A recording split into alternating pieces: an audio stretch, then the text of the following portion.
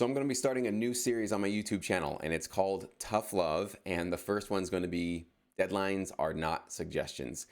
The reason why I'm putting the series together is because I think there's a large need for many producers to get a little bit of a reality check for what life is like once you're inside the sync licensing business. And if I'm not trying to prepare you guys adequately and giving you sort of the full, honest, broad view of really the kind of professionalism and the seriousness that you need to treat your career with, then I'm not doing you guys any favors, okay?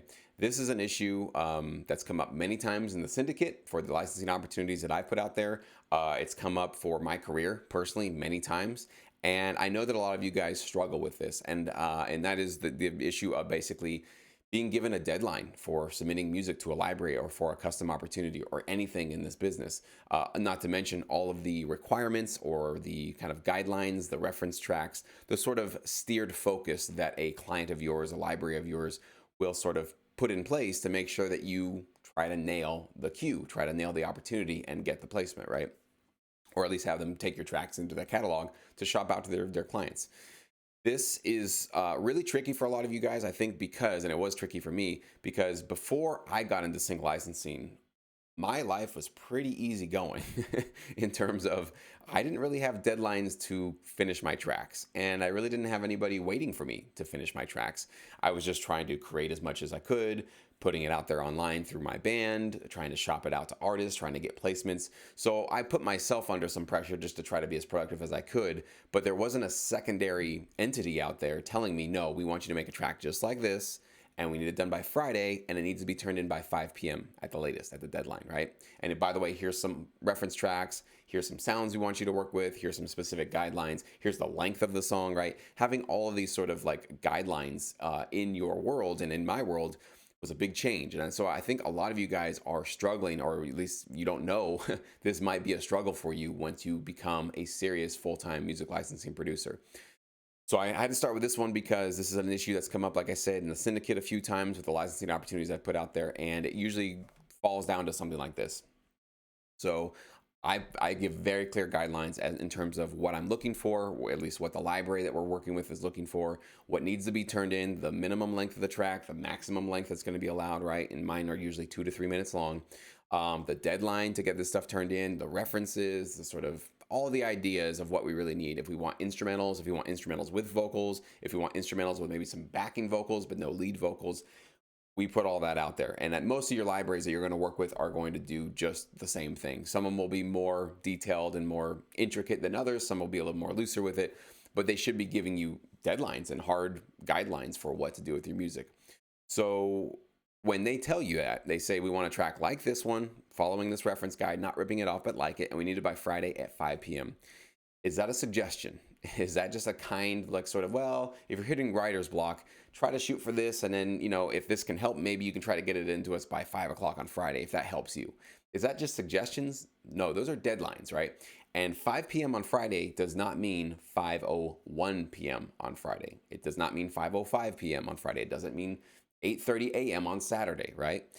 This is where I give some tough love to syndicate members, because I want to make sure that they learn this lesson, at least in our sort of training program, before they go out into working with a real library and then get smacked across the face because they missed a deadline, and then they are really surprised that like those deadlines they really mean something.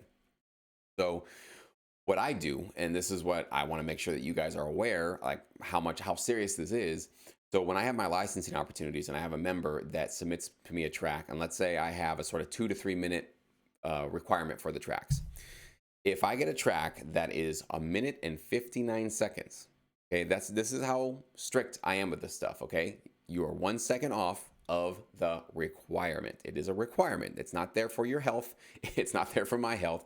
It's there because the licensing opportunity requires it. The library that we're working with will not take a track under 2 minutes, will not take a track over 3.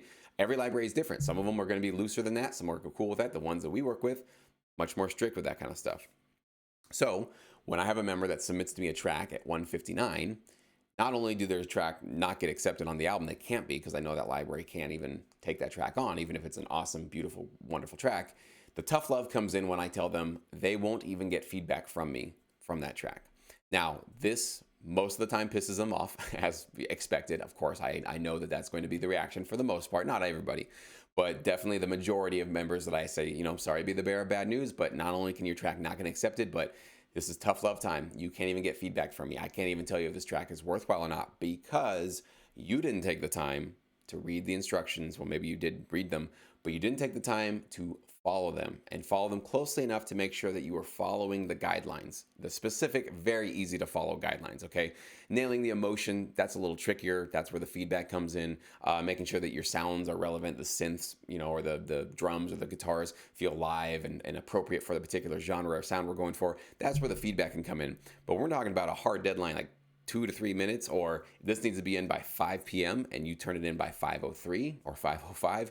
Those are hard, easy, black and white deadlines and guidelines that you should be able to follow, okay? And so that's where the tough love comes in. Some members take it, they're a little bit pissed off about it, they kind of recoup a little bit, and they come back, and I guarantee you they never make that mistake again twice. And that's why I give the tough love, because I don't want to be the producer or the mentor, the educator, whatever I am. I don't want to be the guy that's just like, don't worry about it, bro. You're a second under, you're 5 minutes past, don't worry about it, we're all good. When I do that, the more that I do that, the less that you become prepared for the real world in this business. Now, the other thing that's happened a few times, unfortunately, is I've had some members not only get mad about, obviously not getting feedback and not being considered for the album, but they go in and then attack me personally about that. And so I guess a little bit to be expected as well, because you've spent hours, days, maybe even weeks on that particular track. And then to not even have it being considered and not being thrown onto any particular opportunity, that's not going to feel good. That's going to feel like crap. You're going to feel like you wasted a lot of time, and you're going to feel cheated. You're going to feel like I totally empathize with how a member like that would feel. But going and then personally attacking me, or going, and if you're working with a library, personally attacking the library or complaining or whatever, going into this sort of like passive, not even passive aggressive, but just aggressive sort of response to that kind of stuff, even though, you only turned in your track at 5:02 and the deadline was 5. Come on, bro, give me a break. It's only 5:02. I always try to remind members, and I hope remind you of this. Think about your day job, okay? When your boss tells you be in at 9 a.m. every single day, is it cool if you show up at 9:05?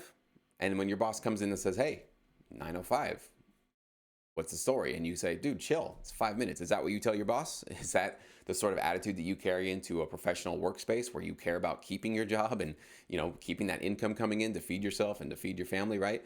No, we treat those very seriously. And if we're going to be late, we usually call ahead, or we make up a really damn good excuse, or we do something so that they understand it's not that we're being just flaky. We really just kind of screwed up a little bit, and we want to really make sure that they understand that this is not something that they can see us doing all the time, and we don't anticipate this is going to happen all the time. With all this being said, we're all human, right? So I've missed deadlines in my life. You've missed deadlines in your life. We've all shown up late to meetings, and this is just part of the human experience, right? So I'm not saying that you should be perfect, but definitely when you are missing a deadline, or you are not following the guidelines, and they clearly stated that thing for you and then you didn't do it, don't be mad at them once you don't get the opportunity. That will ensure they just don't want to work with you anymore, because if you're giving them headaches for something you could have fixed, that was totally on your shoulders. If you had to get that 2-minute requirement or that 5 p.m. deadline, if that was on your shoulders and you didn't do it, you got to own that, right? That's where this kind of having a little bit of wisdom, a little bit of maturity to realize, I feel like crap and I'm angry at them. I'm really pissed at them, but it's really me. This one was on me. And if you can own that, and you can even let them know, you know what, you guys are absolutely right. 5 p.m. is a deadline. 2 minutes is a requirement, whatever the requirements are. And I just didn't live up to the expectations this time. I am so sorry about that. I will make sure that doesn't happen again. You come to them with a little bit more of a humble, here's what I did, here's how I'm going to fix it moving forward. They're going to want to keep working with you, okay? So that's where I want to make sure you guys are not shooting yourselves in the foot, and obviously not trying to push or bully people into working with you if you're not hitting those deadlines. Because I know of the members that didn't respond well to my tough love. I don't know how they're going to do out there when they start working with libraries. And if I always tell them, I'm sorry that this doesn't work for you, and I'm sorry that this is probably not a great mentorship group for you. It's just not working for you. But please don't do what you did with me to another library. That's all I can ask of you. You can do whatever you want to do with me and we can solve our problems. But if you go out and do this with libraries, you're done. There is no sort of second chances. There's too many producers that are willing to work and have a great attitude. They're not going to want to work with you. And I've said this so many times on my channel. I'm going to just double down on this again. You don't need to be the most talented, best, most amazing producer on planet Earth. Your tracks don't have to be 10 out of 10 for libraries to want to work with you, okay? They're going to want to work more with the producer that is eager to hit deadlines, that's willing to work with them, that's humble, that's willing to admit their mistakes, that's willing to fix errors, and obviously, more importantly, willing to double and triple check their work and deadlines and briefs and guidelines before they submit things, just to make sure that they are actually hitting the deadlines. But your tracks can be like a 6 out of 10, 7 out of 10. Not the best in the world. I put myself in that category. I'm probably 7, 8 out of 10. I'm not the best in the world, not the worst, but I got a good, I'd say a little above average sort of sound and production quality. So why did I do this full time? Why were libraries willing to just keep working with me and keep putting my music out there and keep shopping my music? It's just because I worked well with them, right? I had a nice demeanor. I was friendly to work with. I was professional. I was prompt. I followed guidelines, deadlines. I always delivered. These are the things that get people to go, I really want this producer to win. I want to keep working with this producer. I really want to see them do well. And I want to get their music out there onto these clients' TV shows, right? So take that for what it's worth. That's where I think the real success path lies for everybody. You don't need to have the hottest tracks in the world. You need to obviously treat deadlines seriously and treat yourself very, very professionally. Okay, guys, let me know your thoughts on this topic. I hope to, this one probably didn't piss too many of you guys off, but I actually hope to in the future. My goal will actually get a lot of you guys angry, believe it or not because I want to see you angry, but because sometimes in order to get behavior to change in people, you got to get uncomfortable. I know for me, that's how I am. Like, I won't change anything until I'm pissed off, until I'm angry, until somebody says something that sort of resonates with me. It rings a little bell inside of me and it makes me just think, I don't like that, but it's hitting on something, right? It's if it's really resonating with you, that means it's going to move you a little bit emotionally, and that might actually stir up sort of the beginning stages of changing your behavior or improving some habit or something that you've been doing that hasn't been the most helpful for your career. So that's the plan with this series. Let me know what you guys think. I'd love to read your comments below.